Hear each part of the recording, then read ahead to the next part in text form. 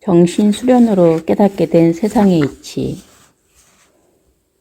긴 이막 선생을 만나다. 1910년 경술국치를 당하자 조선에 깨달았다는 사람들은 모두 산으로 숨었다.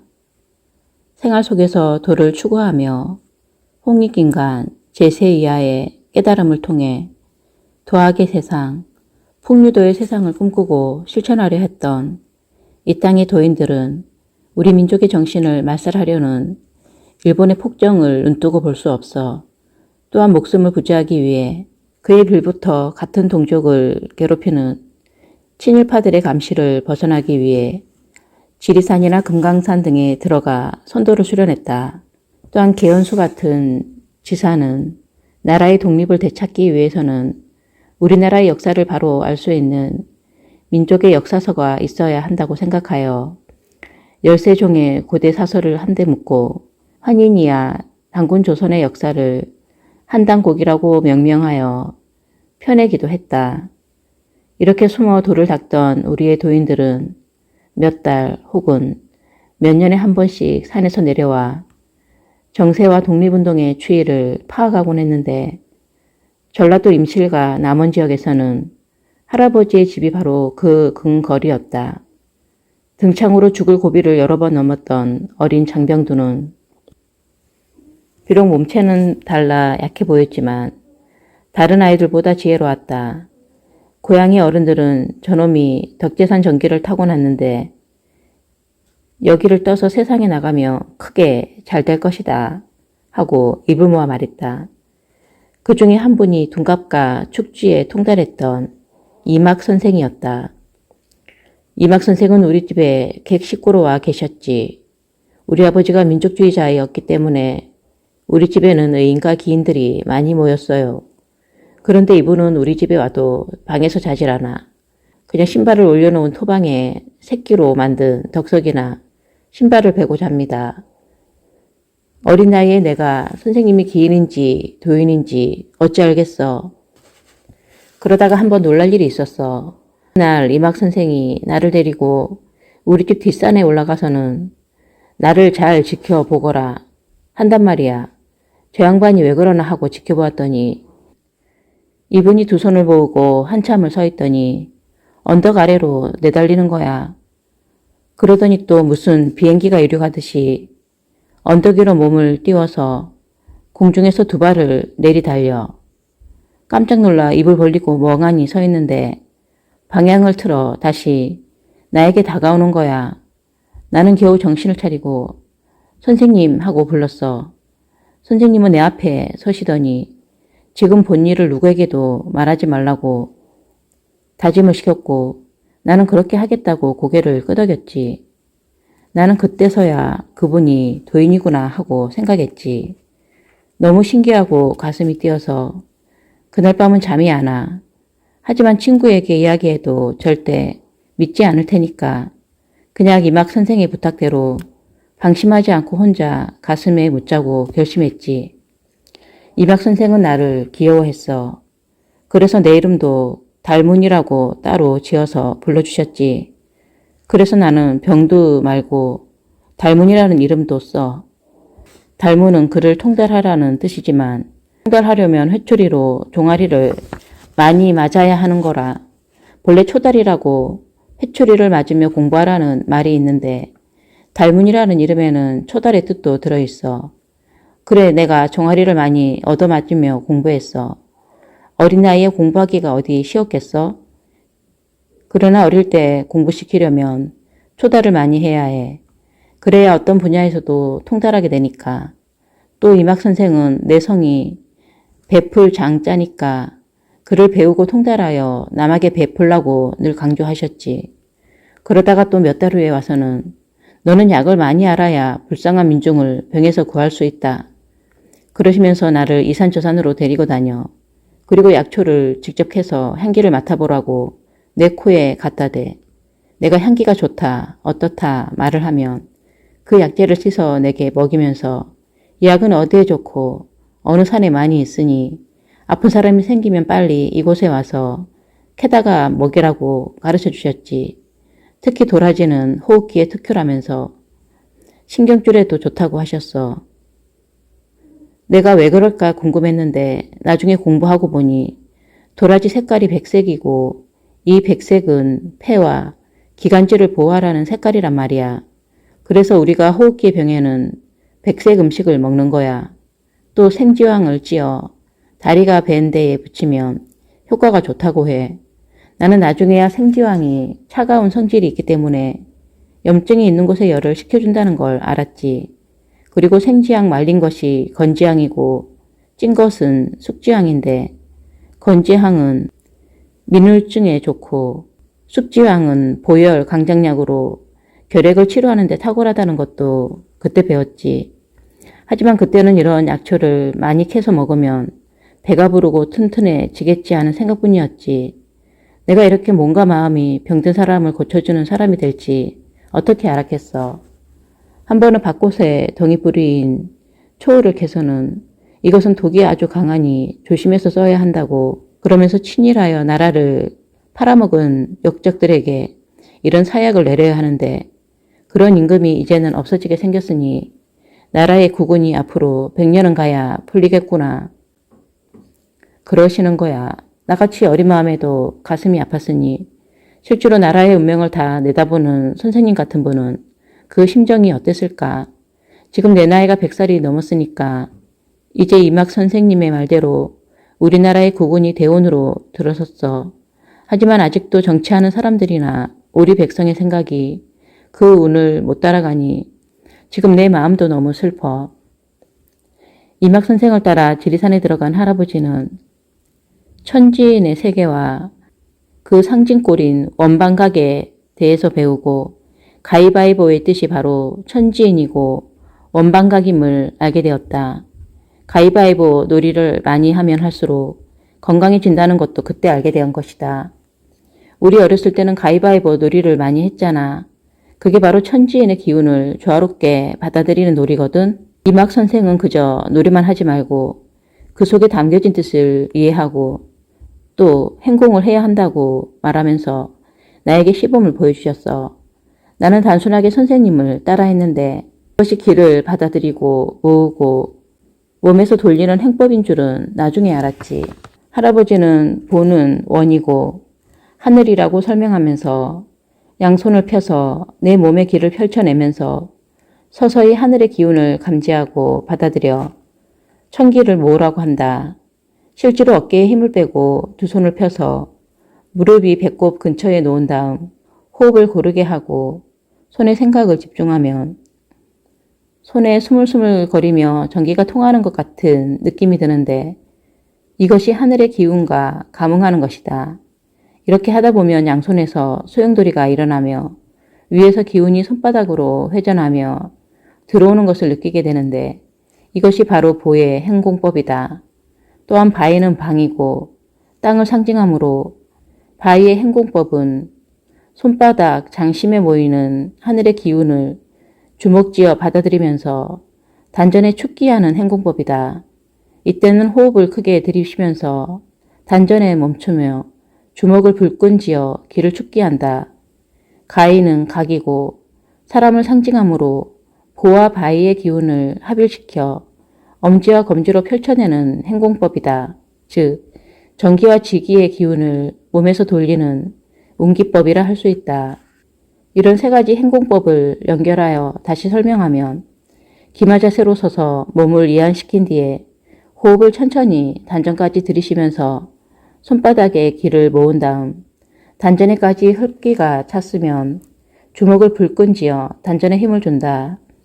이렇게 어느 정도 단전을 강하게 한 후에 서서히 숨을 내쉬며 엄지와 검지를 펴서 가위 자세를 취하고 호흡이 거의 다 내쉬어지면 손가락을 펴면서 보 자세로 돌아온다.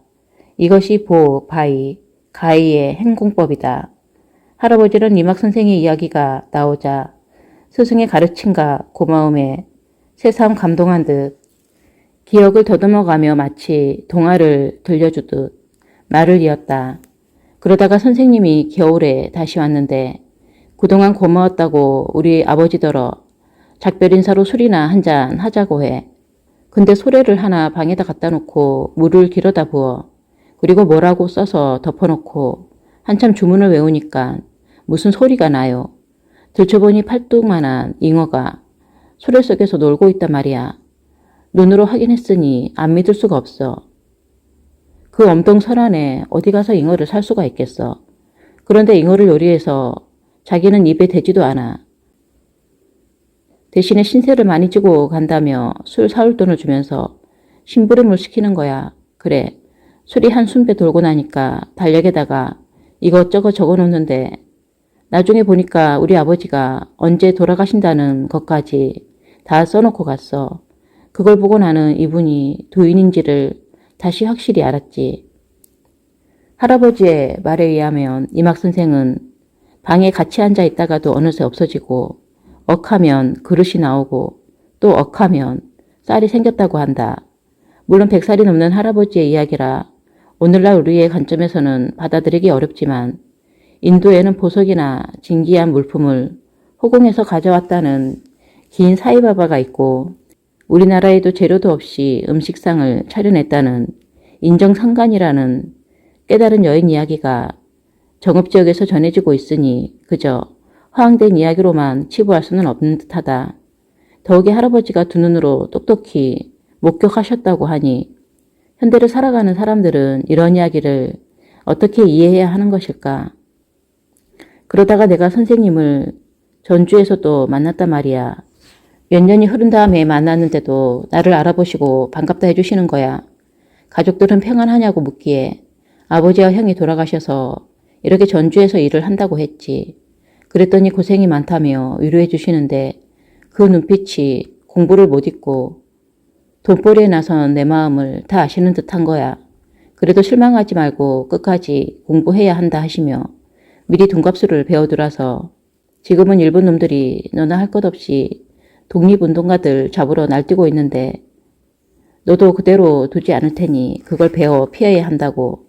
그런데 나는 그때 목구멍에 풀칠하는 게 급해서 그 말씀에 따르지 못했어.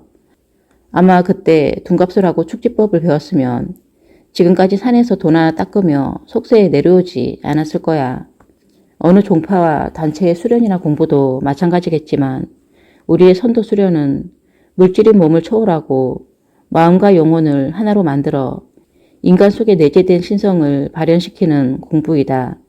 그런 경지에 이르며 물질을 자유자재로 다루는 권능을 얻기도 하고 질병을 고치는 능력을 갖기도 하고 미래를 예언하고 사람의 마음을 투시하는 술법을 부리기도 하며 나이에 상관없이 수명을 자기 스스로 조절하기도 한다.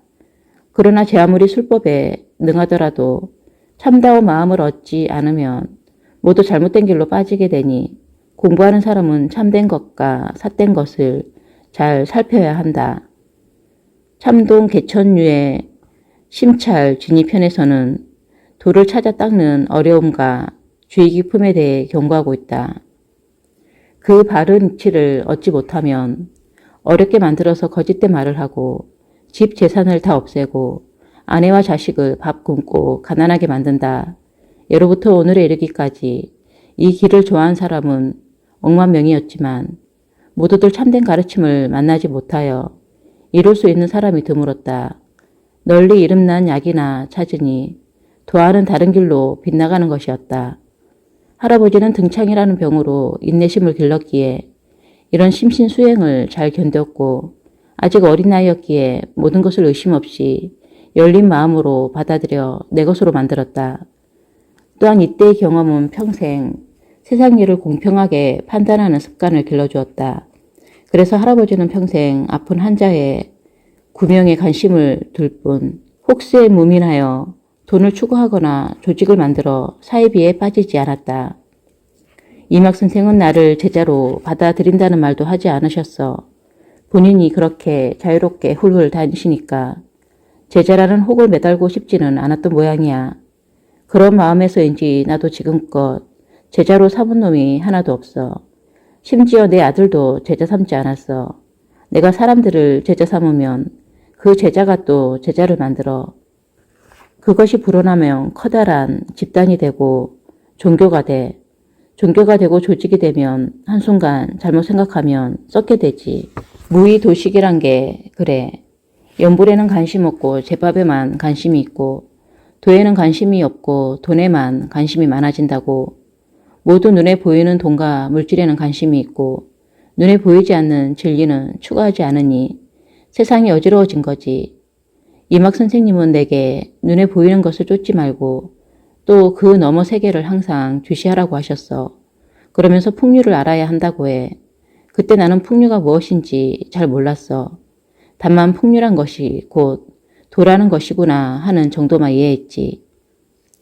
이막 선생이 말한 풍류란 화랑도라고 알려진 우리나라의 전통 사상으로 신라시대의 선인인 채치원이 화랑이 날랑의 행적과 사상을 기리기 위해 써놓은 비석에서 처음 나타난다.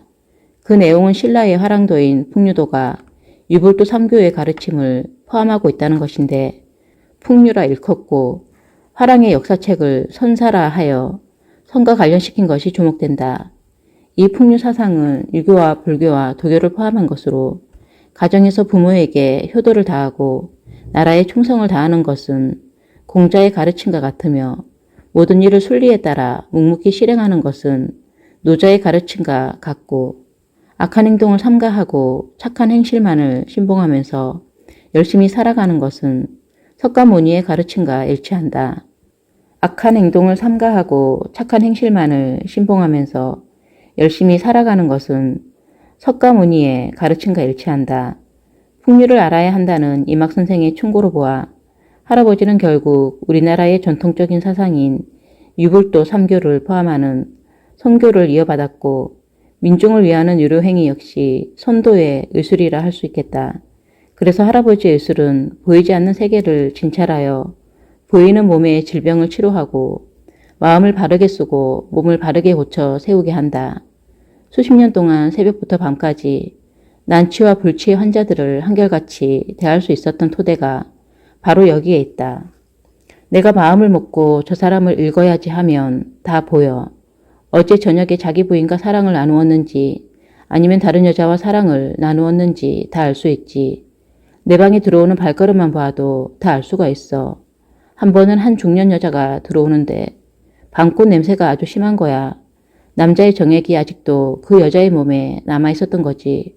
어디서 무슨 짓을 하다가 여기 왔냐고 넌지시 물어보면 얼굴이 빨개져가지고 안절부절 못해.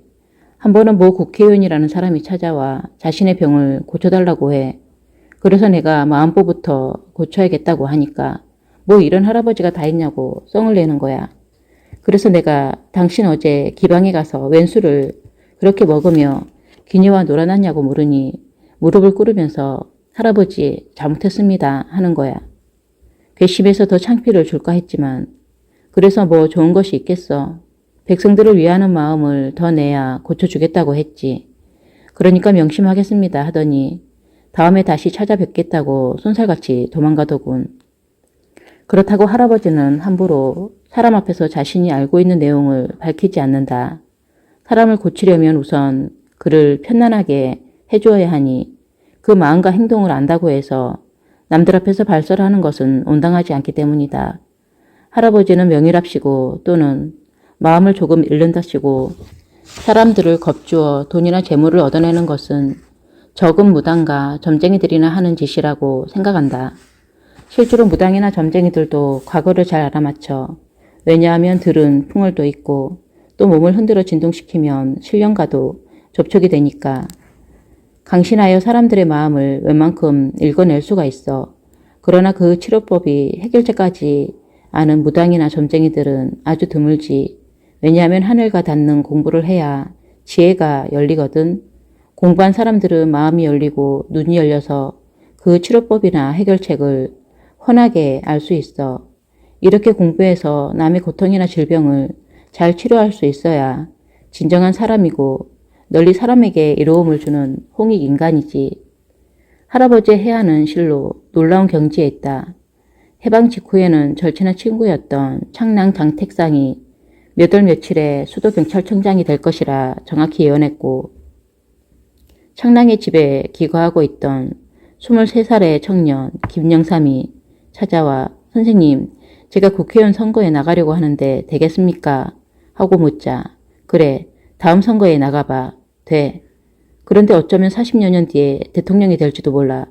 대신 남의 돈은 한 푼도 먹으면 안 돼. 공을 많이 쌓아야 해. 하고 미리 알려주었다고 한다. 할아버지의 예언대로 김영삼은 국회의원의 최연소로 당선되었고 마침내 한 나라의 대통령직까지 올랐으나 깨끗하게 정치하라는 말을 귀담아 듣지 않은 결과 IMF라는 최악의 경제 상황까지 초래한 장본인이 되었다. 할아버지는 난국의 시대 상황을 거치면서 쉽게 변절하고 자신의 이익만 추구하는 정치인처럼 되지 말라며 이막 선생이 지어준 후를 애지중지 간직하고 있다. 이막 선생님이 하루는 나를 마을 냇가로 데려가면서 매화나무의 핀 꽃을 쳐다보라고 하시는 거야. 그리고는 다시 냇가에 비친 매화를 보라고 해. 그러더니 내 호를 매강이라고 하라는 거야. 젊은 놈이 무슨 호가 필요하겠습니까? 하고 사양했더니 아니라면서 다른 사람한테 매강이라는 이름으로 불려야 한다는 거야. 그때 내가 그 뜻을 물어보니 너무도 기가 막히거든. 본래 매화는 사군자의 하나로 유명하지. 그런 매화가 강물에 비치면 그 모양이 실제 매화나 강물에 비친 매화나 같단 말이야. 그러니 세상을 살면서 항상 똑같이 변함없이 살라고 그렇게 호를 지어주신 거야.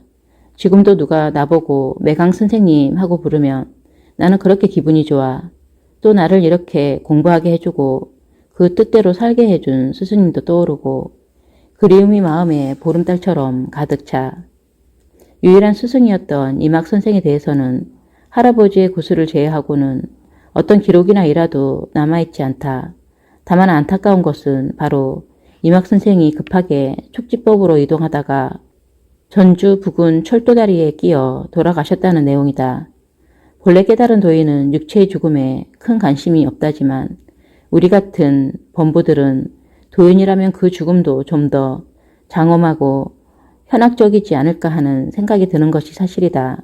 그러나 보이지 않는 세계에서는 삶의 연장이 죽음이라고 죽음 또한 삶의 한순간이라는데 그 죽음이 장엄하면 어떻고 반대로 초라하거나 비참하면 또 어떻겠는가.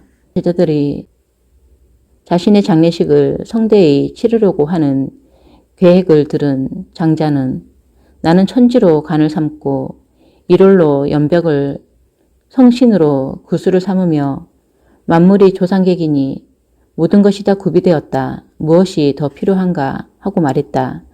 죽음의 의미를 잘 몰랐던 그의 제자들은 그 말에 깜짝 놀라 매장을 소홀히 하면 까마귀와 솔개의 밥이 된다고 답하자 장자는 죽음조차도 자연의 도리에 따라야 한다며 다시 한번 무의자연을 노래했다. 땅 위에 있으면 까마귀와 솔개의 밥이 되고 땅 속에 있으면 땅 속의 벌레와 개미의 밥이 된다. 까마귀와 솔개의 밥을 빼앗아 땅 속에 벌레와 개미에게 준다는 것은 공평하지 않다. 할아버지는 올해로 104세이다. 일반적인 상식으로는 이미 고인이 되었어야 할 나이다. 그러나 할아버지는 여전히 죽음이 아니라 삶을 선택하고 있다. 삶과 죽음이 본래 하나이고 또한 내가 무엇을 선택하는가에 따라 삶과 죽음이 갈라진다면 사는 것도 죽는 것도 모두 나의 자유일 것이다. 그래서인지 할아버지는 150세도 더 살 거라는 우리는 상상도 하기 어려운 말을 입버릇처럼 하곤 한다. 풍류가 바람이 불고 물이 흐르는 대로 살아간다는 뜻이라면 이막 선생이 스스로 죽음을 선택했든 장자가 죽음에 초연했든 그리고 할아버지가 여전히 건강한 몸과 정신으로 삶을 살아가든 진정 이들의 삶은 각자의 뜻대로 자유로웠음에 틀림없으리라. 한편 할아버지는 육경신이라는 독특한 수련을 17세에 시작하게 된다. 어릴 때부터 영민하고 심지가 굳었던 할아버지에게도 잠을 안 자고 버티며 수련을 하는 것은 그리 쉬운 일이 아니었다. 고향 동네인 임실에 만석군 부자가 있었어. 과거에 떨어지니까 서울에서 참봉 벼슬을 돈 주고 사와서는 참봉이니 하고 다녔지. 성은 홍가이고 큰 대자, 너그러울 관자를 쓰는 홍대간이라는 사람이야. 그런데 그때 큰아버지가 혼장이어서 나는 동생을 업고 다니면서도 동량글로 한문을 제법 배웠거든. 하루는 그 집 아들하고 나하고 둘이 있는데 홍참봉이 아들한테 야, 이거 무슨 글자라 그랬지? 하고 묻는데 모른단 말이야. 그래 그놈이 우물쭈물하기에 내가 가르쳐 주었더니 배가 아팠는지 쌍욕을 하면서 나를 쫓아내는 거야. 나는 한 번만 들어도 아는 걸. 제 자식은 5, 6년을 배워도 모르니까 얼마나 속이 뒤집히겠어. 근데 홍참봉이 잘 생각해보니 자기가 매일 자식놈을 가르칠 수는 없는 노릇이잖아. 그래서 나를 자기 집에 데려다 놓고 같이 놀게 하면 제 아들놈도 공부를 열심히 할 거라는 생각이 들었던 모양이야. 결국 나를 자기 아들 선생으로 삼은 거지. 그래, 그 집에서 홍참봉 아들 홍경국이하고 함께 놀면서 내가 선생질을 했는데 하루는 홍참봉이 너는 내 글이나 읽어라 하더라고. 그래서 내가 한문은 잘 알아요 그랬더니 그럼 너는 육경신을 해야겠다 그러는 거야. 내가 육경신이 뭔지 어떻게 알겠어. 홍참봉의 설명을 듣고 17세부터 육경신을 시작했는데 그게 쉽지 않았지. 실제로 산골짜기에 불도 없는 방 안에서 대여섯 명이 앉아 수련을 하는데 경신 수련은 잠을 안 자는 훈련이야. 깜빡 졸아도 안 돼. 그러니 너무 어려워. 대부분 실패하고 말았지. 할아버지는 그렇게 노력하고 수련을 했으나 1년을 못 채우고 실패를 거듭했다. 사나이 대장부가 이것도 못한다면 차라리 죽어버려야겠다는 심정으로 오른손에 칼을 쥐고 앉아서 수련을 하다가 깜빡 잠이 올라치면 사정없이 왼손을 찍어버리기도 했다. 그래서 할아버지 왼손에는 그때 생긴 흉터가 여러 개 있다. 심지어 왼손 중지의 끝마디는 힘줄이 끊어져서 구부러지지도 않는 상태가 되었다. 실패하고 또 실패하고 그러나 작심삼일도 포기하지 않고 계속 하다 보면 그 성과가 나타나는 법이다. 워낙 정도로만 가니까 나중에는 정말로 잠이 안 오기 시작했다. 그리고 귀신을 보지는 못해도 귀신이 오가는 자취는 알 정도로 수련이 진전되었다. 경신일은 오행으로 금에 속하는 날이지.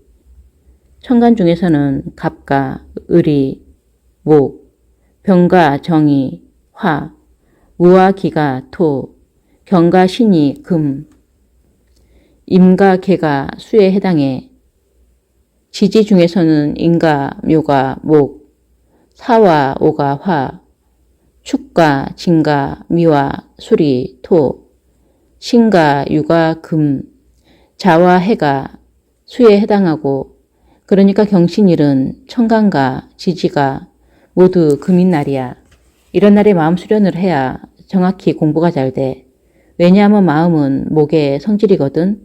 그러니 금극목 상극의 원리로 마음을 다스리는 거지. 금이 천간과 지지를 가진 경신일에 수련을 하면 공부가 잘 돼. 경신일은 1년에 6번 돌아오니까 그날에 맞추어 마음 수련을 하면 깨달음을 얻을 수 있어.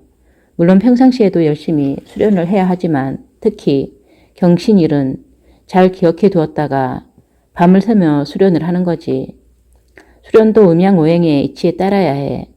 사람들 보면 아무 때나 결과 부자를 틀고 앉아 있는데 매일 열심히 수련해도 잘 안 되는 것이 바로 이 경신일에 수련하는 법을 몰라서 그래.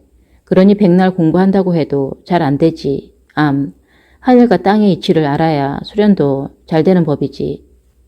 경신이란 육식갑자에서 유래한 말이다. 1년에는 경신일이 6번 있는데 그때마다 잠을 한숨도 자지 않고 수련하는 것이 육경신, 정신수련이다. 구체적으로는 경신일 전날 밤 11시부터 경신일 밤 12시까지 25시간 잠을 자지 않고 수련에 정진하게 되는데 자세한 설명은 민중의 술, 명의열전에 소개된 내용을 인용하기로 한다. 경신일은 천상 영계의 대행사라 할 수 있다. 상제님께서 주관하시는 천상 영계의 행사 중에 가장 큰 행사가 육경신이다. 이날은 인간은 물론 동물들까지 행동은 물론이요. 생각하는 마음까지 천상 영계에 전달되고 기록되는 날이며 벌을 주는 신과 잡스러운 영들에게도 자기 범주 내에서 활동의 자유를 주는 날이다. 이날 일백 성계의 오방신장들은 사람들에게 잠을 재우려 하고 사람들은 잠을 자지 않으려고 하는데 사람이 잠을 자면 신장의 승리요. 잠을 자지 않으면 인간의 승리다. 잠을 자지 않는 사람은 무엇을 하는가? 이때 사람의 마음은 오직 하늘을 공경해야 하며 대자연을 사랑하는 마음이 일순간에 조금만 흐트러져도 게임은 신장의 승리로 끝난다. 1년 중 첫 번째 경신일에는 동방, 청제 신장과 겨루고 두 번째 경신일에는 남방, 염제 신장과 겨루며 세 번째 경신일에는 서방, 백제 신장과 겨루고 네 번째 경신일에는 북방, 흑제 신장과 겨루며 다섯 번째 경신일에는 중앙 황제 신장과 겨루고 여섯 번째 경신일에는 오방 신장이 총동원해서 사람을 잠재우려 하는데 잠을 재우지 못하면 신장들이 그 사람에 대한 관할권을 포기하기 때문에 육경신을 마친 사람은 신장의 간섭을 받지 않는다. 이렇게 6차례 경신일에 한 번도 졸지 않고 지나면 2일 경신을 마쳤다고 하는데 1년 경신을 마치면 오방 신장들의 규제를 받지 않고 4년 경신을 통과하면 일백 성계의 규제를 받지 않으며 8년 경신을 통과하면 이혹 성계의 규제를 받지 않고 12년 경신을 통과하면 삼벽 성계, 즉 지신계의 어떤 신장한테도 규제를 받지 않는다. 16년 경신을 통과하면 사록 성계의 규제를 벗어나고 20년 경신을 통과하면 오왕 성계의 규제를 받지 않으며 24년 경신을 통과하면 육백 성계, 즉 수신계의 규제를 받지 않으며 지혜의 문이 열리고 28년 경신을 통과하면 천신계의 초계인 칠척 성계의 규제를 받지 않으며 우주 모든 현상의 소리를 들을 수 있다. 32년 경신일을 통과하면 800성계에 도달할 수 있고 우주의 모든 현상을 직접 볼 수 있는 천안이 열린다. 36년 경신을 통과하면 천상 상제님을 접견할 수 있고 상제님의 참뜻을 전달받고 조화의 능력을 얻어 초인간적인 진인이 되며 인류를 평화로 이끌어줄 신인이 된다. 그래서 고래로 육경신을 통하면 묵을 통제한다는 말이 있다. 그러므로 육경신은 곧 구도의 길이다. 육경신을 한번 지킬 때마다 깨우침이 새로워진다. 해안이 열리고 능력도 생긴다. 이것이 도통이다. 할아버지는 젊은 시절에 육경신 훈련을 해야 한다고 강조하면서 몇 번 죽을 고비를 넘기면서 해야 머리가 열리고 물리가 터득된다고 말한다. 육경신 훈련을 불교적인 방법으로 다시 해석해보면 참선으로 얻는 깨달음과 통하는 바가 있어 보인다. 한국 선불교의 맥을 이은 경어 스님이 해인사 조실 시절 목숨을 걸고 수행한 이야기는 이미 우리에게 잘 알려져 있다. 아침을 먹은 경어 스님은 어슬렁어슬렁 일주문 밖으로 내려갔다가 해가 지면 술에 취해 비틀거리며 일주문을 넘어온다. 헌데 이상한 것은 곤드레가 된 그가 꼭 대적 광전으로 들어가 아침이 되어 나왔다. 어느 날 젊은 승려 몇몇이 경어 스님이 무엇을 하는지 엿보기로 하고 대적 광전 뒤에 숨었다. 그날도 경어는 어김없이 곤드레가 된 상태로 대적 광전에 들어왔다. 이윽고 비로자나부를 정면으로 향한 참선 자세로 앉더니 허리춤에서 비수를 뽑아 받침대에 고정시켜 그것을 자신의 턱 밑에 세우고 밤새도록 참선하는 것이었다. 까닭 졸기라도 하는 날이면 경어의 목숨은 찢어져 버리는 것이었다. 맨정신에도 졸려 수행을 하지 못하는 승려가 대부분인데 경어는 술에 만취한 상태에서도 자신의 정신력이 얼마나 강한지를 목숨을 걸고 실행했던 것이다. 이런 각고의 수련을 통해 얻는 것은 무엇일까? 세상에 속해 있어도 물들지 않는 참 자아이자 참 자유가 아닐까? 참 자유는 자신의 유익을 구하지 않으니 이타적이며 교만하지 않으니 하심이고 남을 위해 희생하니 몸바침이고 일을 이루었어도 대가를 바라지 않으니 물러남이다. 할아버지는 사람이라면 마땅히 수련을 통해 자신의 주체가 되어야 한다고 다그친다. 사람의 마음은 본래 신령하지만 태어나서 사는 동안 감정과 지식에 섞이게 되어 있어 눈으로 보면 그것을 쫓고 귀로 들으면 그 소리에 끄달리게 되고 맛있는 음식 냄새를 맡으면 그곳으로 발걸음을 옮기게 돼. 그렇기 때문에 시시각각 흐르고 변화해서 어느 한순간도 쉬지 않고 움직이지. 한번 자기 자신을 잘 살펴보라고. 한 가지 생각에 집중할 수가 있는가. 그러니 진정한 자신을 볼 수가 없지. 이런 마음을 사물에 비추어 보면 꼭 수은과 같아. 수은은 오행상 목이라서 실제로 불만 만나면 곧 날아가 버려. 나무가 불에 타면 처음에는 화려하지만 결국 한 줌의 재가 되어 그림자도 없고 자취도 없이 사라져 버리지. 마음이 그런 거야. 그러므로 신령한 수은을 잃어버리지 않으려면 반드시 그걸 통제하고 제어할 수 있는 수련이 필요한데 그것이 자연계에서는 납이야. 납은 오행상으로 금에 속해. 그래야 시시각각 변하는 수은의 심성을 금극목으로 제압할 수 있어. 그래서 금의 날인 경신일에 수련을 하라는 거야. 경신일에 수련해야 제대로 되거든. 할아버지는 지금도 정신이 맑지 않을 때마다 경신일에 수련을 한다. 특히 자신을 둘러싸고 벌어지는 일들에 신경이 쓰일 때 마음을 잡으려고 깊은 호흡을 하며 정신을 집중한다. 이런 수련의 공덕 때문인지 할아버지는 아무리 아픈 병자들이 많이 와도 눈 하나 끔찍하지 않고 진찰하고 처방한다. 이에 주변 사람들은 100살이 넘는 나이에 저런 정신력을 가진 사람은 또 없을 거라 입을 모은다. 잡신에게 휘둘리지 않고 잡신을 제어할 정도는 되어야지. 특히 사람 고치는 위원들은 보이지 않는 세상도 다루어야 하니까 반드시 경신일에 수련을 해야 해. 우리나라 선두의 특징은 음양오행의 이치에 따른 수련을 강조한다는 점이다.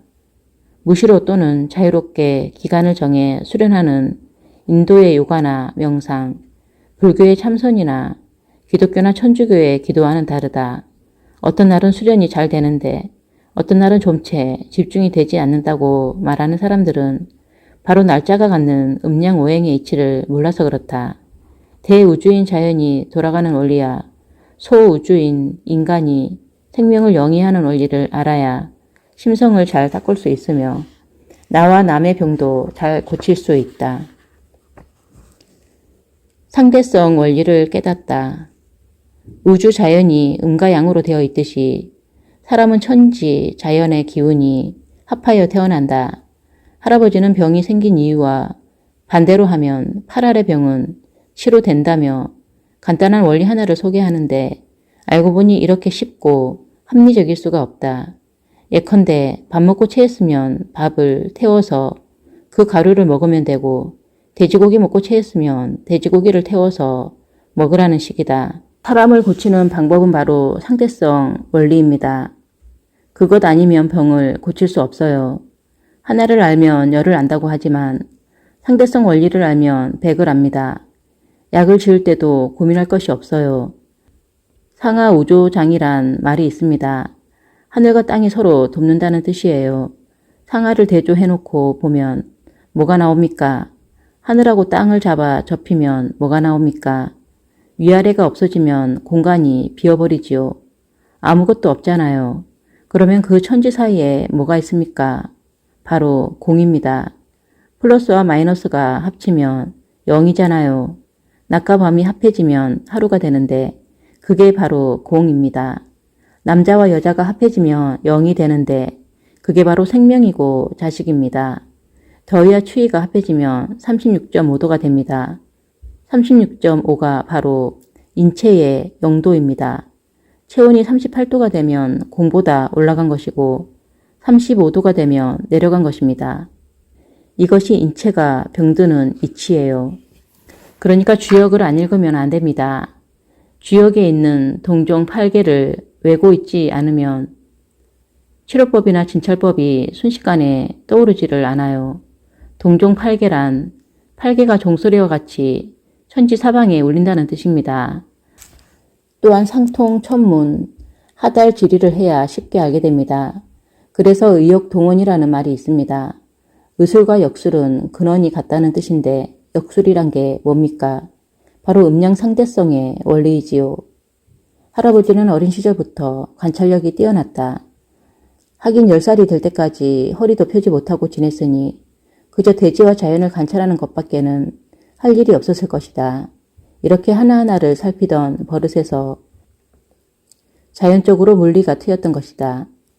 상대성 원리란 사물을 잘 관찰하면 자연히 알게 되는 거야. 나는 말이야, 어릴 때부터 관찰을 잘했던 것 같아. 6살 때는 어머니가 빨래하는 동안 담장 밑에서 해바라기를 하고 있는데 고양이가 감나무 위로 올라갔다가 내려갔다 하는 거야. 가만히 보니 쥐구멍 입구를 노려보면서 그러거든.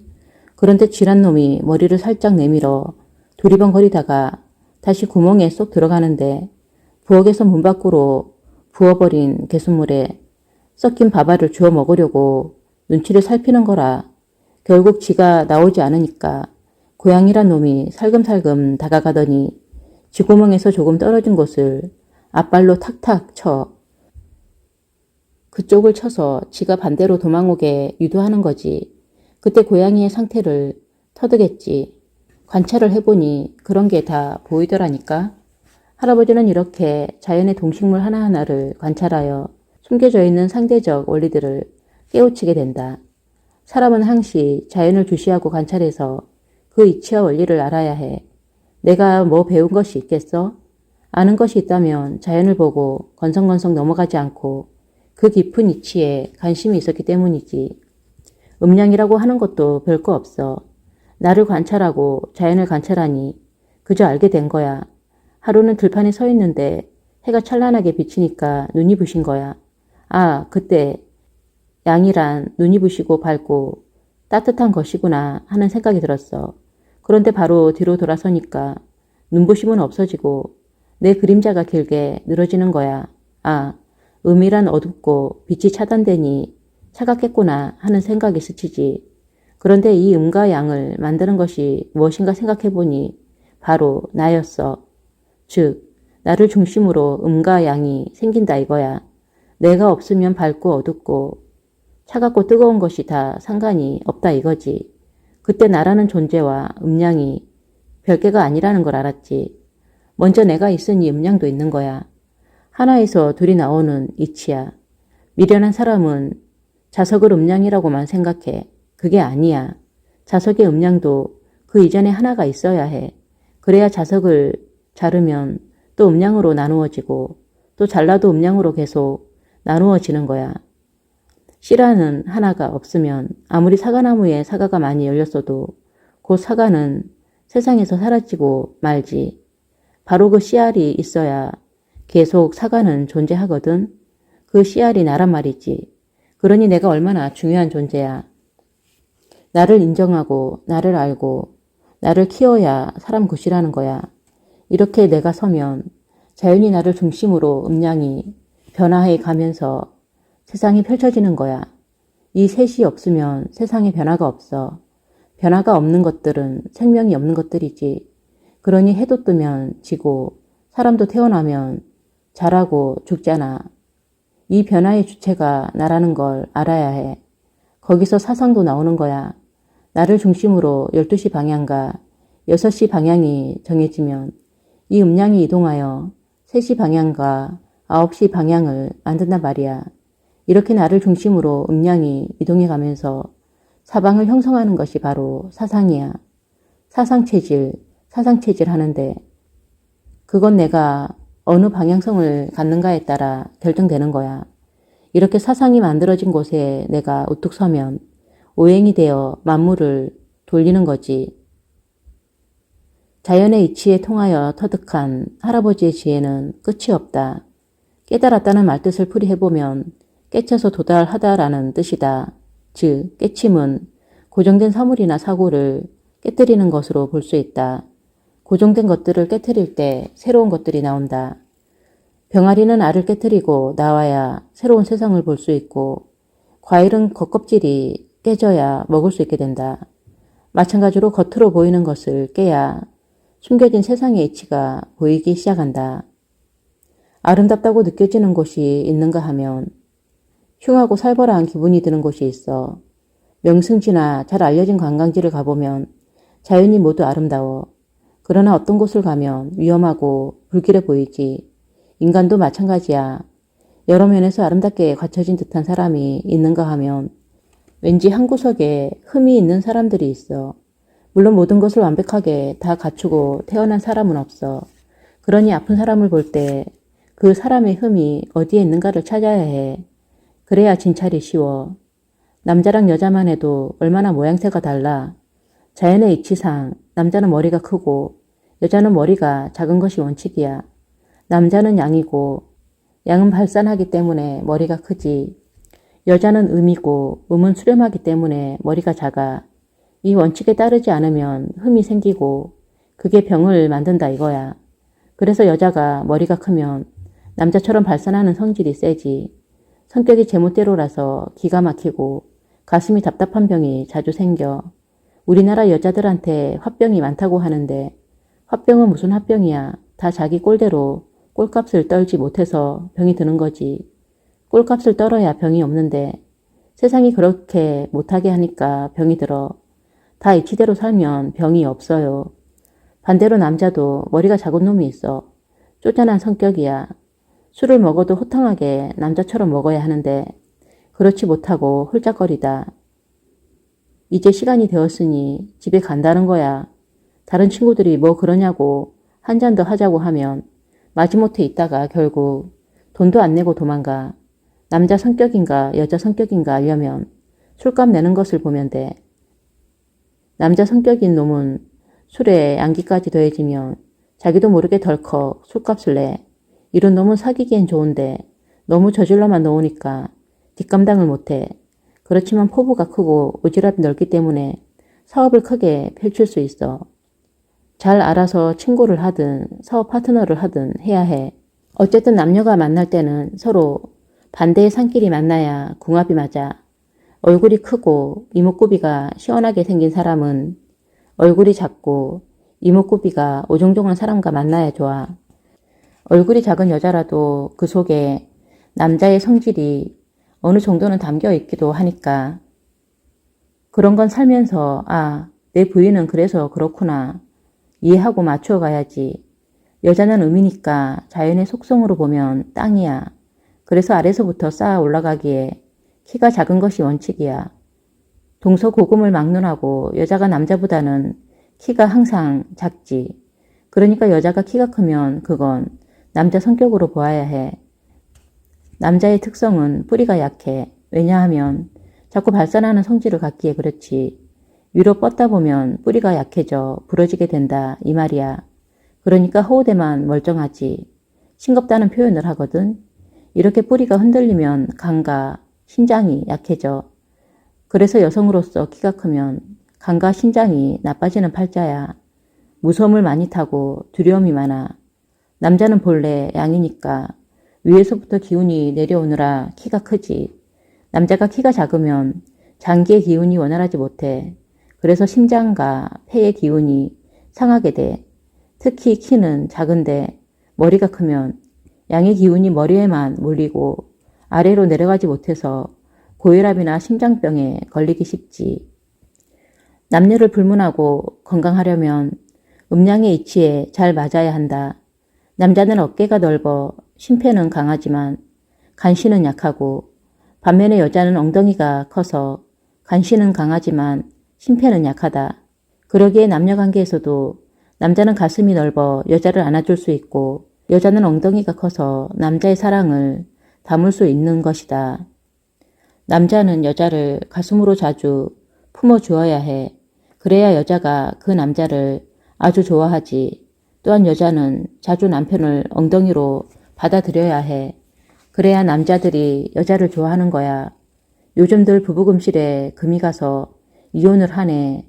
다른 여자가 있네. 남자가 바뀌었네 하지만 다 음양의 구조와 그 이치를 모르기 때문이야. 여자가 바람이 왜 나냐면 남자가 자꾸 껴안아주지 않기 때문이야. 남자가 왜 다른 여자를 만나냐 하면 여자가 엉덩이로 받아주지 않기 때문이지. 음은 위로 오르고 양은 아래로 내리는 것이 생명의 현상인지라 남자는 위에서 아래로 기운이 내려가고 여자는 아래에서 위로 향한다. 그래서 남녀가 생명을 만들기 위해 하나가 되었을 때의 자세도 꼭 이와 같다. 또한 남자가 태어날 때 그 몸이 엎어지는 것은 그 양의 속성이 아래로 향하기 때문이고 여자가 태어날 때 그 몸이 반드시 젖혀지는 것은 음의 속성은 위로 향하기 때문이다. 태어날 때와 마찬가지로 죽을 때도 역시 이런 자세를 취하는데 물에 빠져 죽었을 때 남자의 몸은 엎어지고 여자의 몸은 젖혀진다.